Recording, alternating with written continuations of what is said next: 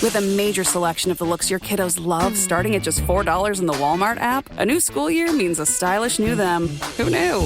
Find skater skirts and Crocs that say, I'm casual but cool. Sparkly sneakers that say, it's my classroom, you're just learning in it. And preppy polos that say, I'm the teacher's pet, even if they're mommy's menace at home. Find their favorite styles starting at just $4 in the app. The Walmart you thought you knew is now new.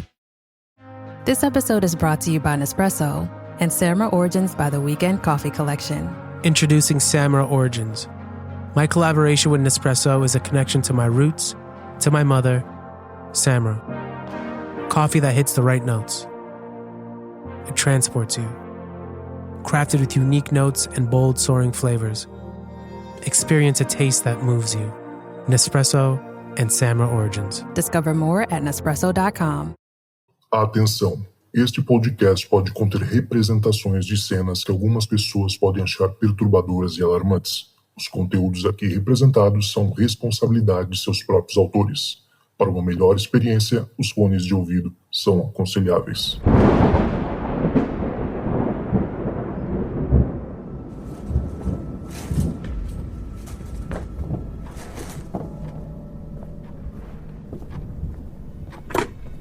Olá, esta é a caixa de mensagens do Relatos do Além. Você tem 3 novas mensagens. Opa, me chamo Caio, sou um grande fã do podcast de vocês e hoje eu vou contar meu relato, o que aconteceu comigo. Em 2019, com aquela crise toda de pandemia e tal, a gente teve que sair da cidade que a gente morava em Santa Catarina e voltamos para Goiás, onde temos casa e família, pois a situação estava muito apertada, sabe? E meu pai, como é autônomo, ele não conseguia trabalhar por causa do lockdown. Então aqui a gente teria um suporte melhor e a gente voltou. Nessa questão de Covid, todo mundo desesperado, muito angustiado, muito com medo de tudo, né, de todos, a gente acabou voltando para a cidade que a gente nasceu, que é aqui em Goiás. E no meio disso tudo, dessa confusão, meu tio, que era mais do que um tio, era um amigo, sabe, acabou falecendo, decorrente ao Covid e as complicações do Covid, né. Isso já foi um choque enorme, foi terrível. E foi aí que eu comecei a ficar muito amargurado, sabe? Muito angustiado e muito chateado. Porque por mais que a gente tentava se proteger, nunca era demais. E acabou que nisso também, uns meses, 6 meses depois, a minha mãe faleceu. E aí pra mim foi a gota d'água. No meio disso tudo, dessa confusão de Covid e tal, como eu sou muito curioso e eu gosto muito de estudar sobre essas coisas, eu comecei a estudar sobre Aleister Crowley, sobre ocultismo, sobre projeção astral, para poder entender como é que era o mundo depois da morte. E foi aí que desencadeou certas coisas na minha vida, que eu comecei a adquirir livros, a estudar, a procurar, e comecei a estudar projeção astral e treinar todos os dias, porque minha sede era ver o que era, como é que era, se tinha como eu entrar em contato com alguém do outro lado. E nisso eu comecei a conseguir fazer a projeção. As primeiras eu não conseguia sair do meu corpo, mas eu sentia que eu deslizava na cama, assim, como se eu estivesse querendo sair, a minha alma quisesse sair.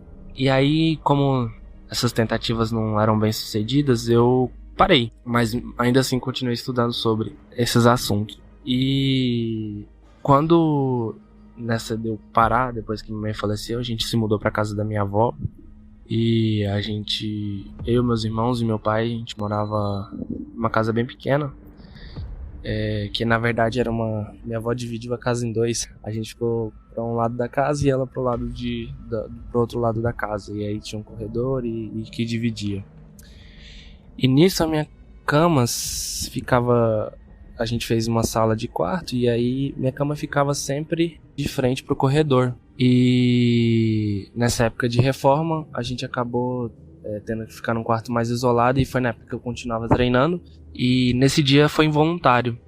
Eu comecei a sentir um cheiro muito forte no quarto de enxofre. Um cheiro de podre que ardia meu nariz. E quando eu abri o olho assim, eu me paralisei. Entrei em choque, eu não conseguia mexer. E eu me arrepio hoje até quando eu conto isso, porque foi muito real e aconteceu realmente, sabe? Eu entrei em choque e a única coisa que eu conseguia ver era uma fumaça preta entrando na minha boca. E aquele desespero, eu tentava gritar agoniado, não conseguia, e meu irmão do meu lado eu não conseguia falar nada e aquela fumaça entrando dentro do meu nariz. E aquele cheiro terrível. E aí eu consegui gritar ele pela primeira vez. E aí eu falei assim, deve ter sido uma experiência, eu vou ignorar. E aí, quando meu irmão me socorreu, eu consegui gritar, eu consegui me mexer, eu voltei a dormir. Tranquilamente, eu ignorei todo esse acontecimento. E aconteceu por uma segunda vez na mesma noite, a mesma situação. E eu comecei a ficar desesperado mesmo. E quando eu conto isso, é uma sensação assim que eu consigo reviver de novo aquele momento. E eu consigo ver e lembrar o que aconteceu. E pela segunda vez eu consegui gritar meu irmão. Só que aí eu, meio já incrédulo, não acreditando, eu continuei e fui dormir de novo. E aí, pela terceira vez na mesma noite, a mesma situação aconteceu. Aí nisso meu irmão falou assim, você já tá de sacanagem, já achando que era brincadeira, era trollagem minha. E não era. E nisso eu chamei meu pai sempre foi muito religioso. E nessa noite ele acordou, orou por mim, e aí eu não consegui dormir sozinho. E fui pro quarto dele, coloquei o colchão do lado da cama dele e fui dormir. Passou-se um tempo depois, uns 8 a 9 meses... Eu já tinha desistido de fazer e de tentar a projeção, porque eu fiquei muito assustado com a situação toda, mas ainda continuei estudando sobre. Cheguei um dia muito cansado do trabalho em casa e simplesmente tomei um banho e fui dormir. Nem jantei nesse dia porque eu tava muito cansado. E eu lembro que nesse dia tava muito estranho, eu tava muito aéreo, muito disperso com tudo. O clima tava esquisito, o ar tava pesado, tava estranho. Não tava normal do cotidiano, parecia que tinha sido drenado, alguma coisa assim, minha energia tava muito fraca, eu tava muito cansado. E fui dormir. Coisa que normalmente eu chego, eu janto, eu vou assistir um filme e eu fui dormir. E aí quando eu penso que não, eu lembro de ter meio que em estado de sonolência, ter despertado numa noite, era por volta de umas 11h30, por aí. Eu lembro de ter sentido muita sede. E aí eu, de olho fechado ainda, eu falei assim, não, tô com muito sede, eu vou levantar pra tomar uma água. E aí naquele negócio de levantar, eu levantei de uma vez e caí no chão. Só que eu falei, uai, tô ficando doido, eu caí no chão, levei um tombo, eu escutei eu caindo, eu bati, senti. Quando eu penso que não, eu de frente pra cama do meu irmão e de costas pra minha cama, que minha cama ficava posicionada de frente pro corredor da casa. No corredor, no pé da minha cama, eu olho uma figura, um homem todo escuro de chapéu. E eu lembro que ele tinha umas contas laranjas na mão, umas bolinhas laranjas. E ele ria muito e olhava pra mim. E aí foi aí que eu, de costas pra cama, olhei pra trás. E eu me vi deitado na cama. Só que toda vez que eu tentava deitar de novo, eu tentava me aproximar, eu escorregava pra trás e caía, não conseguia voltar. E ele ria de mim, ria muito de mim. Nisso, quando eu tento voltar, eu não consigo. E ele começa a jogar aquelas contas laranjas e eu não conseguia sentir, tipo, arrepio.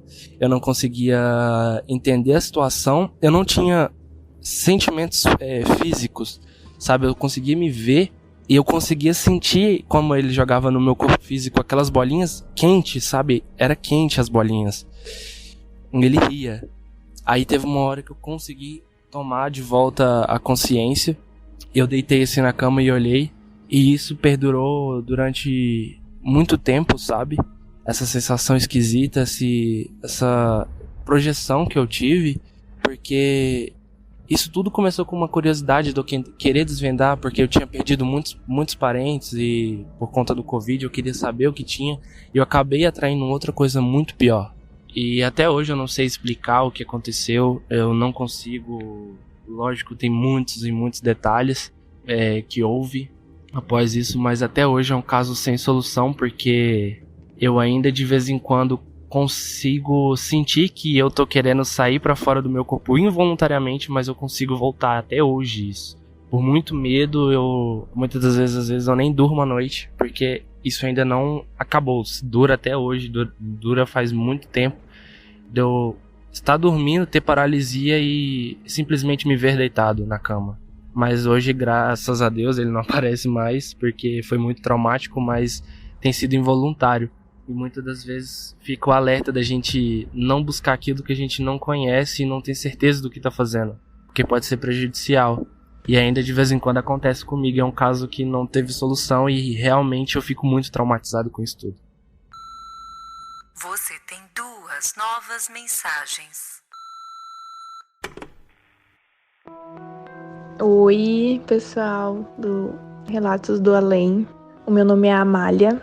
Eu moro em Nova York atualmente. Eu tenho morado nos Estados Unidos nos últimos 4 anos, mas eu sou do Rio Grande do Sul, da região metropolitana, e eu não vou falar exatamente da onde, porque eu vou falar de algumas histórias de outras pessoas e principalmente de situações que aconteceram comigo que talvez eu não fosse o ideal eu contar, eu não sei como é que as pessoas vão se sentir sobre isso.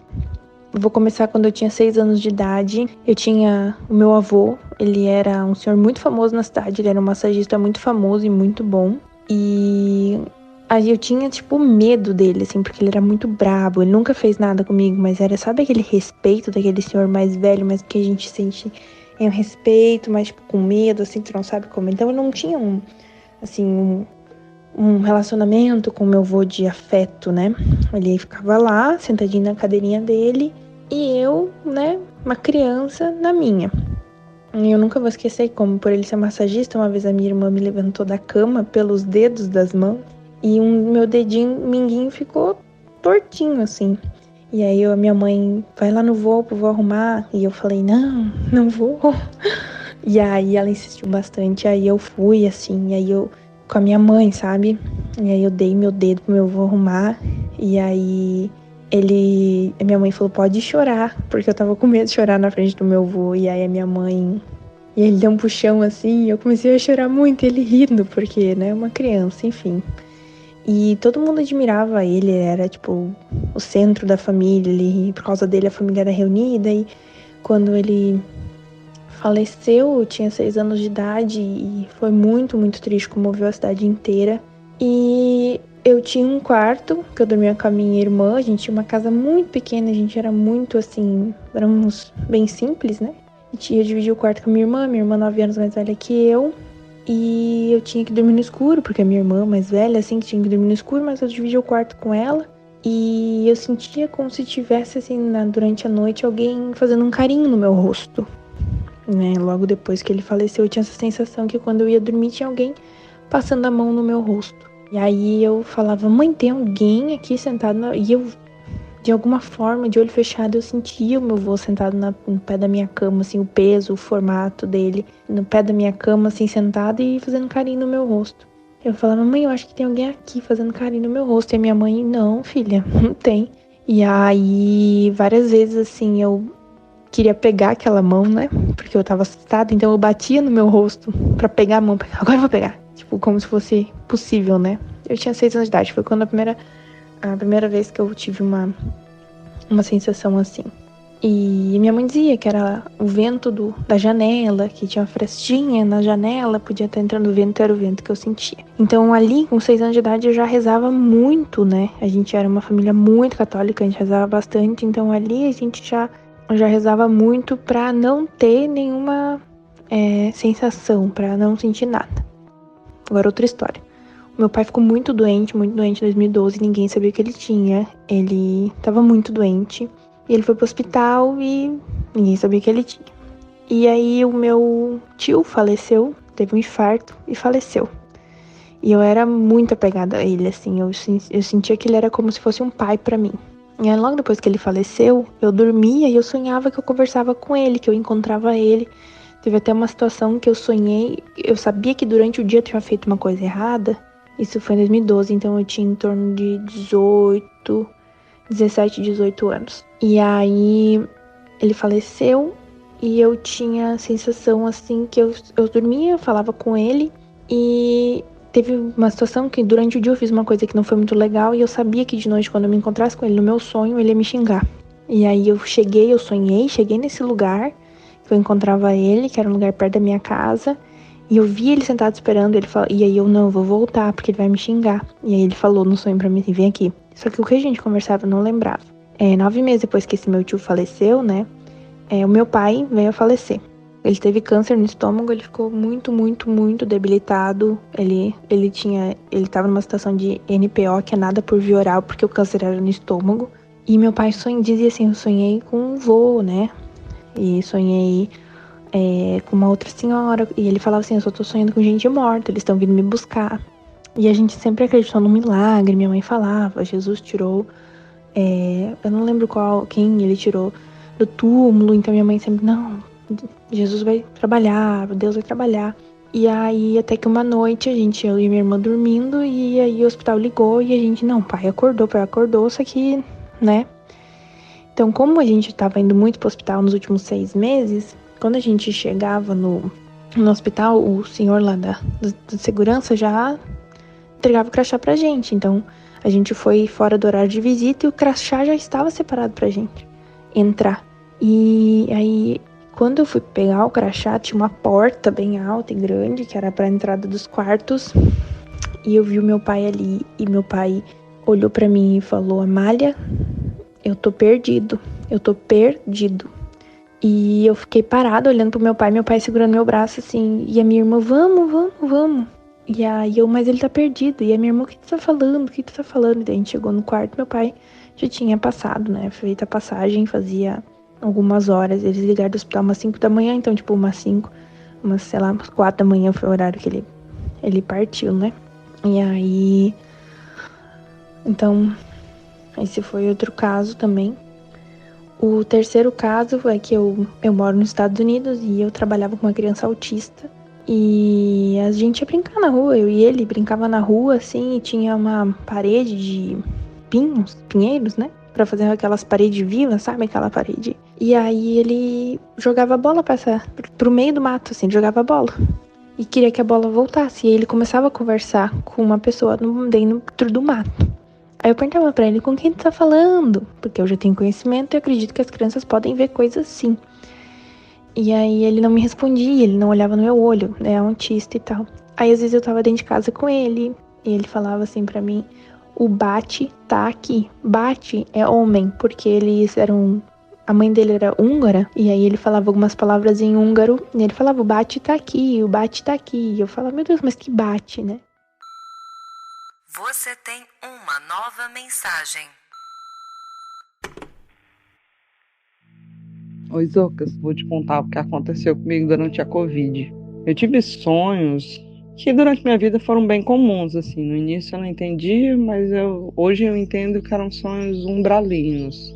E esses sonhos que eram esporádicos, né, que aconteciam muito enquanto eu era bem jovem, frequentava ambiente de bar e a vida boêmia noturna de Fortaleza.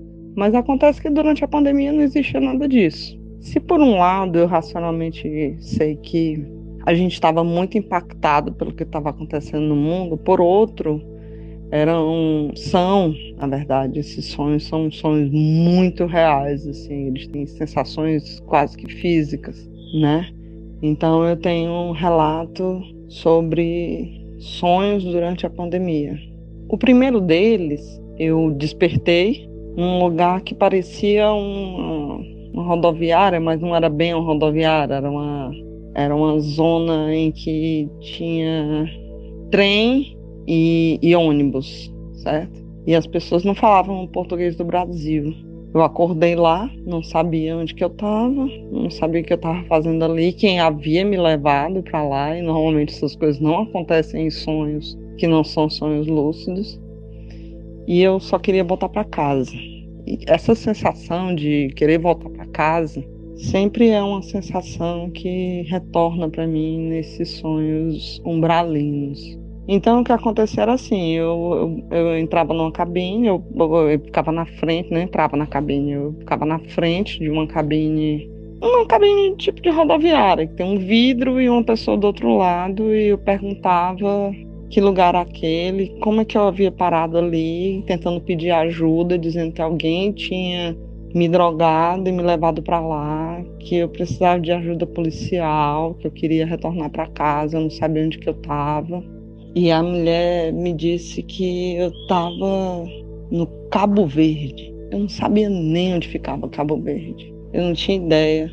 do que era aquilo. E aí, mais uma vez, ela não falava português do Brasil, ela falava um português diferente. Depois que eu acordei, eu fui atrás de saber onde que ficava, né? Uma ilha entre... É uma ilha no Atlântico entre o Brasil, o Ceará, onde eu moro, e a África, né? Então, eu pedi ajuda e dizia para ela, não, mas eu tenho que sair daqui, onde que fica uma cabine policial, onde que fica um consulado, eu não sei o que eu estou fazendo aqui, eu não pertenço aqui, eu quero voltar para minha casa, eu não desejo estar aqui. E ela me dava instruções vagas e o espaço é muito grande. Então, eu, em um determinado momento, encontrava um grupo de pessoas que pareciam também muito apavoradas, assim, desesperadas, querendo sair dali, procurando respostas também. Acontece que sempre que eu tenho esses sonhos umbralinos, eles sempre aparece uma espécie de problema que eu tenho que resolver e eu nunca consigo resolver. Então eu fico buscando e buscando e buscando e entrando e adentrando aquele espaço. Cada vez me deixava mais apavorada. E subitamente esse espaço me parecia um campo de concentração. Era um lugar cercado. Era uma rodoviária. Tinha aquele gradil de rodoviária, mas era um pátio aberto em que as pessoas estavam deitadas no chão, elas não estavam como se estivessem vivendo ali, mas de forma muito miserável, sabe? E enquanto eu estava tentando encontrar essa cabine policial, essa autoridade de consulado, alguma coisa assim do tipo, porque a única coisa que vinha na minha cabeça é alguém me drogou, me sequestrou e me trouxe para esse lugar, e eu fazendo parte de um tráfico humano. Não sei, era esse o meu pânico. Era eu ter sido sequestrada e levada para qualquer fim dos mais sinistros que existam dentro dessa história de tráfico humano, né? E eu tinha esse grupo que me acompanhava. Só que para chegar onde a gente tinha que chegar, a gente tinha que atravessar um pátio aberto, cercado por esse gradil.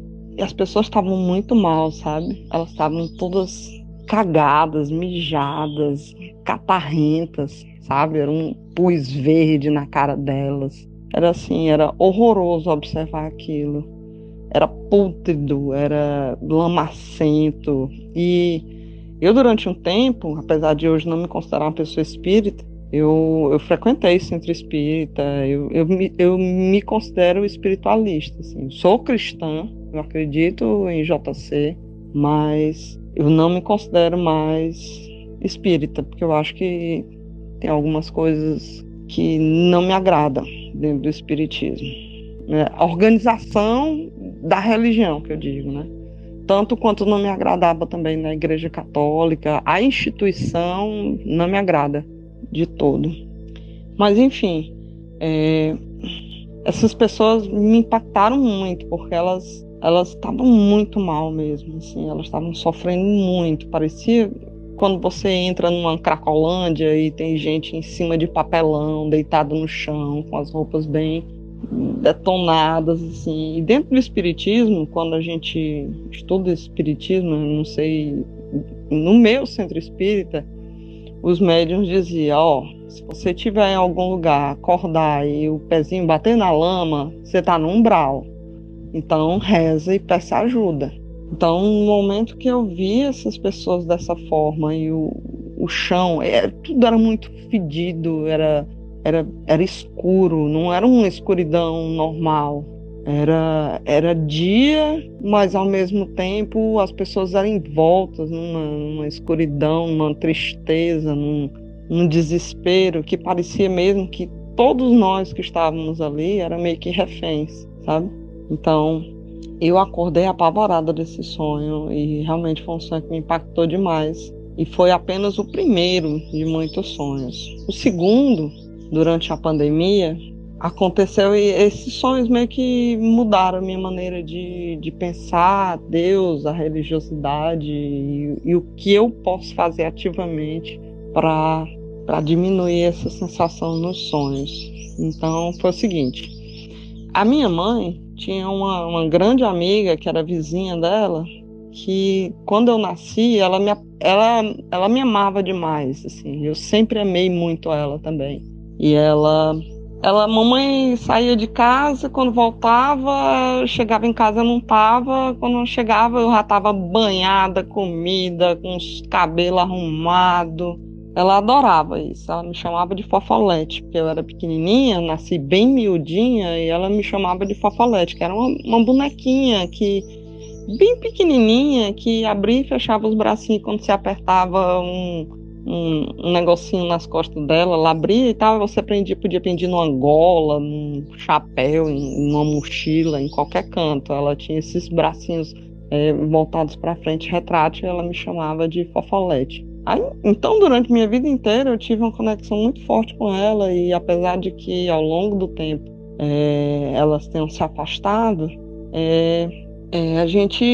eu sempre guardei dentro de mim ela como uma madrinha, como uma pessoa que me amava e que sempre vibraria bem por mim, se é que eu posso dizer dessa forma. Mas acontece que eu acordei nesse sonho, eu acordei dentro do sonho, né? E eu estava num lugar, uma espécie de apartamento, duplex ou triplex, eu não sei. Parecia um prédio de apartamentos construído na década de 80, assim, era bem humilde. Dentro de uma praia em Fortaleza, chama Praia do Futuro, que assim, os turistas vêm aqui e a praia é linda, realmente. A orla de Fortaleza, a orla do Ceará é inacreditável, mas é um bairro bem trevosão, assim, sabe? Ele é bem desértico, de certa forma, então tem bairros bem pobres e além de tudo é um bairro boêmio, né?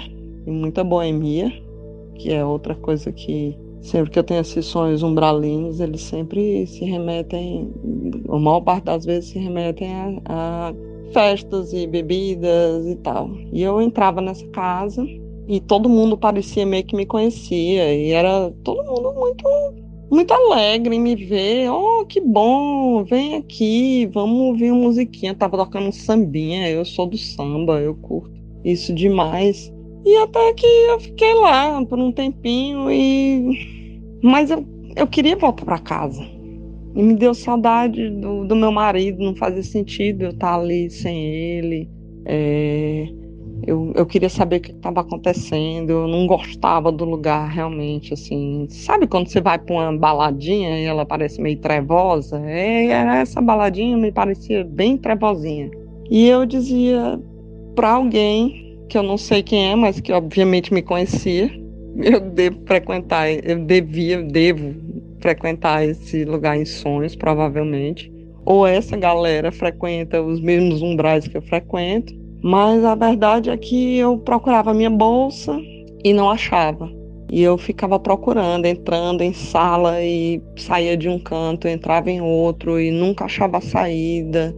E eu sempre dizendo, eu quero achar minhas coisas, eu quero ir embora. Até que subitamente eu entrei numa sala que tinha uma roda de samba, que era de onde a música vinha, e tava essa senhora amiga da mamãe lá, sem dentes, muito cadavérica, assim, muito feia mesmo.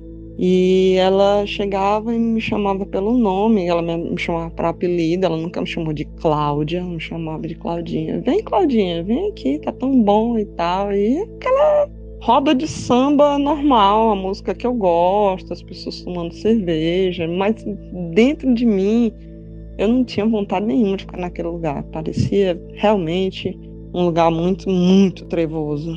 Eu queria retornar. Eu não tinha consciência. Esses sonhos são bem lúcidos, mas eu não tinha consciência de que eu estava dentro de um sonho. E eu cumprimentava ela com alegria e tal, apesar de ficar muito chocada com a aparência dela, que tava... Ela sempre foi uma mulher grandona, assim, tipo italiana, mulherão, assim, grandona mesmo, enorme, 1,80 m, com um relativo sobrepeso, mas ainda assim com aquelas formas voluptuosas, sabe? Uma mulher muito charmosa, muito bonita. Só que ela estava muito feia, ela estava muito magra, sem dente nenhum na boca, um hálito pútrido. Eu não suportava aquilo lá. Eu fiquei muito feliz de vê-la realmente, mas dentro de mim existia aquela urgência de que eu tinha que sair daquele lugar, eu tinha que voltar para casa. E a praia é um lugar que, fortalezense, a gente vive mesmo na praia. A gente, sábado, domingo, feriado de manhã, eu sempre digo e sempre vou dizer, a praia é um lugar que é um bar que abre cedo com uma vista bonita, certo? Se você chegar no boteco do lado da sua casa 9 horas da manhã e pedir uma cerveja, as pessoas vão te olhar torto, mas se você estiver na praia 9 horas da manhã e pedir uma cerveja, tá tudo de boa.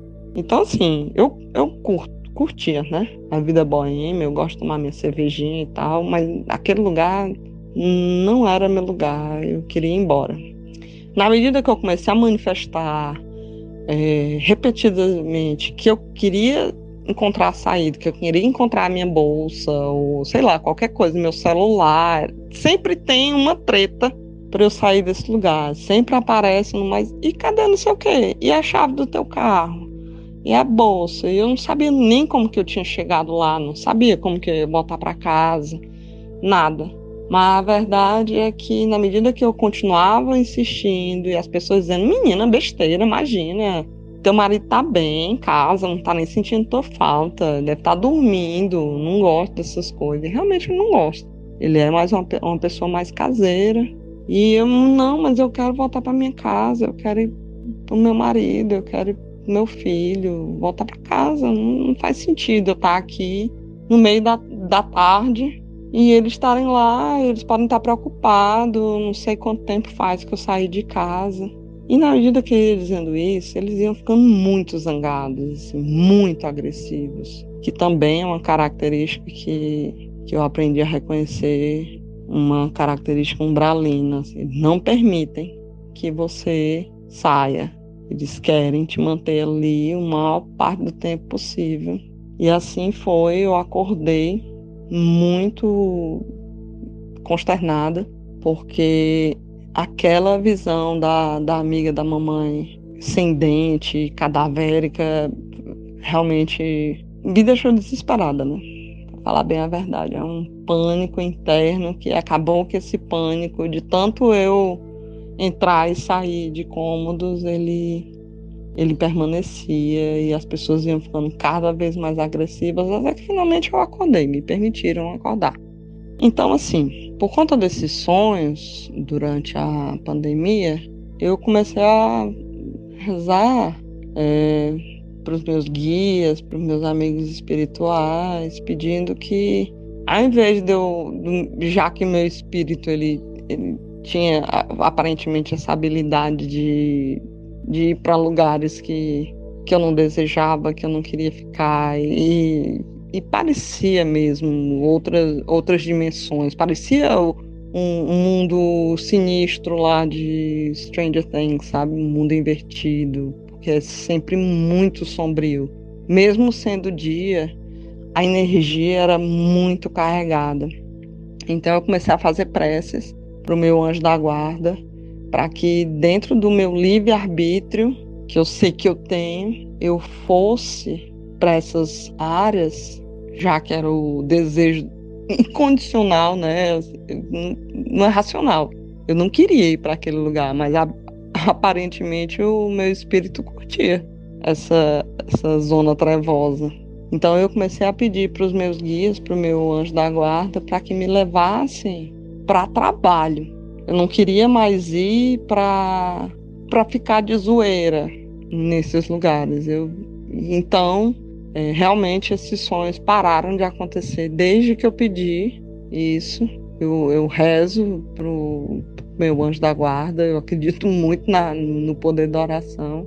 E realmente esses sonhos umbralinos. E eu também, por outro lado, eu desde que acabou a pandemia, eu também não frequento mais mesa de bar, nem nada, porque eu, de olhos abertos, acordada, já tinha passado por situações bem esquisitas dentro do mundo da boemia. Acontece que, assim, isso é um parêntese, né? O que eu pedi para a espiritualidade, para os meus anjos da guarda, é um parêntese, mas a verdade é que eu fui atrás da minha mãe para saber notícias dessa amiga. E aí, infelizmente, eu descobri que ela tinha tido uma série de doenças, inclusive Alzheimer, que ela estava alheia já do mundo, mas que ela tinha desenvolvido uma doença que era bem esquisita, que ela tinha na gengiva, que ela tinha realmente perdido todos os dentes dela, que ela era uma espécie de inflamação na gengiva, que a pessoa tem que extrair os dentes todos. Eu nunca ouvi falar nisso, mas realmente tinha acontecido. E depois da pandemia, ela veio a falecer.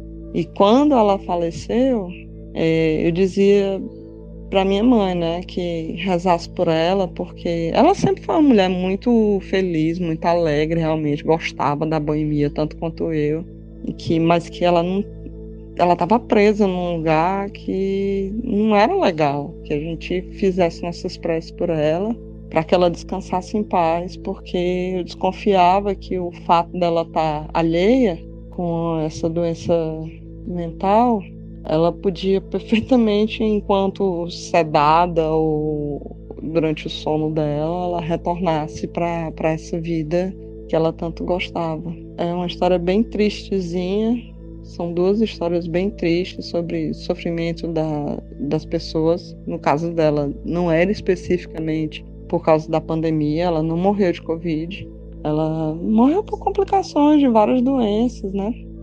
Mas no fundo, a mensagem que eu tenho para passar para vocês é que a gente tem que se vigiar mais, sabe? Tem que rezar mais pelos desencarnados, assim. Eu penso, pelo que eu leio, pelo que eu experimento em momentos de guerra ou no caso essa pandemia, a psicosfera do planeta se altera. Então ficou todo mundo meio maluco, né? Nessa época. Todo mundo meio triste, perturbado, com insônia, ou com pesadelos. E eu queria fazer um apelo para quem escuta esse podcast maravilhoso, que as pessoas vigiem mais os pensamentos dela e rezem ativamente pelo bem.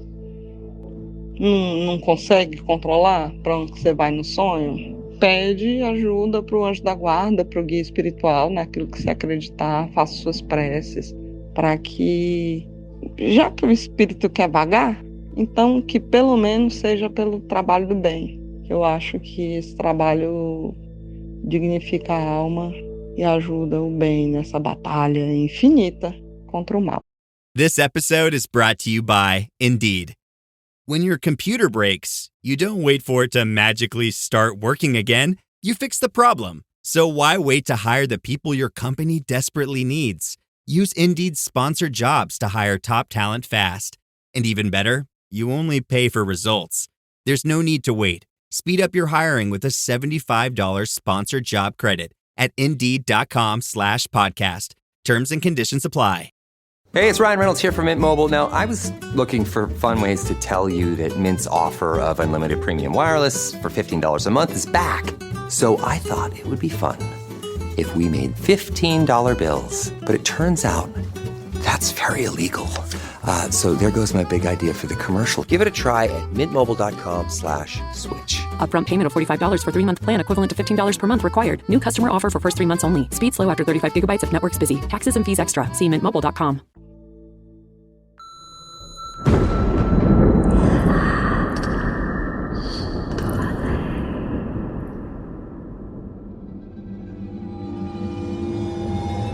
Que doideira, hein, rapaziada? Doideira demais. Galera, chegamos ao final de mais um Relatos do Além. Muito obrigado a você, mais uma vez, que ficou comigo até o final.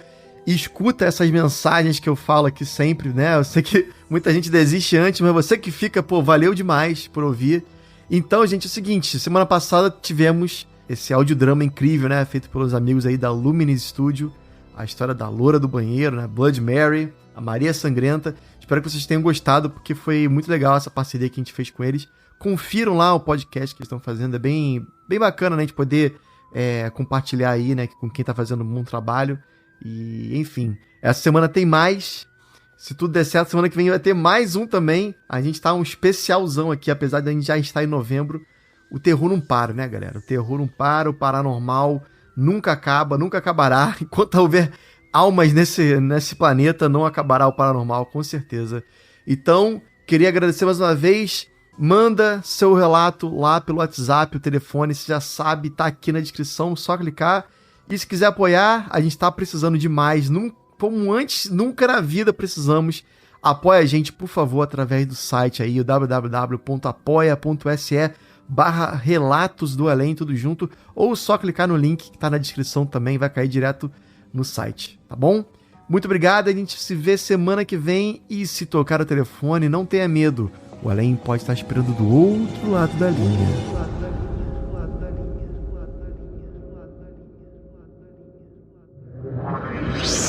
Esse podcast foi uma produção Uncoded. Acesse uncodedprod.com para saber mais.